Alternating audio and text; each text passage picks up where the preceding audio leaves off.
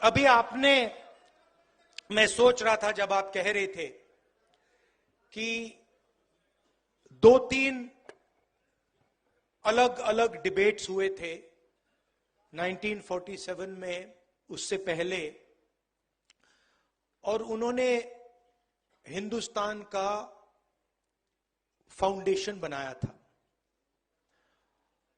और आपने कहा कि अब वही जो फाउंडेशनल आइडियाज हैं उनको तोड़ा जा रहा है, परे करा जाए। कॉन्स्टिट्यूशन सिर्फ एक किताब नहीं है। कॉन्स्टिट्यूशन, अगर आप इसको थोड़ी गहराई से देखें, ये actually transfer of power document है। और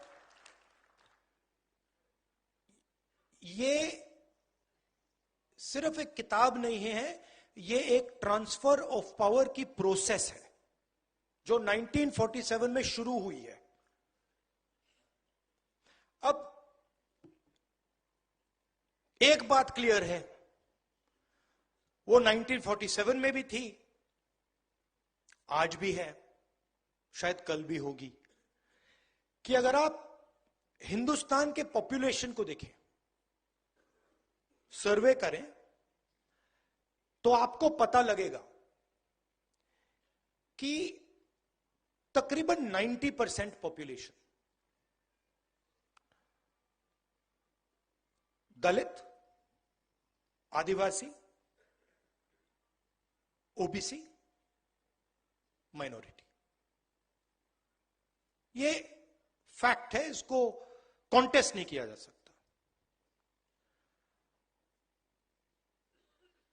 और मेरे लिए एक ही इंटरेस्टिंग सवाल है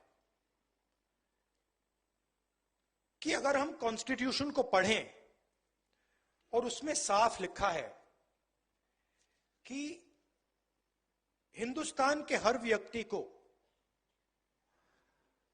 के साथ एक जैसा बर्ताव होना चाहिए, it is also a document of equality. So it is a document of transfer of power, it is a document of equality.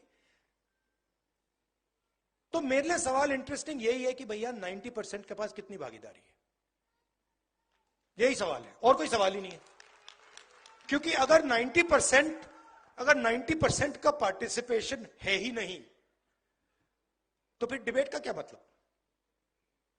Debate चलती जाए, वो 5% 10% डिबेट कर रहे हैं, 90% डिबेट में तो है ही नहीं।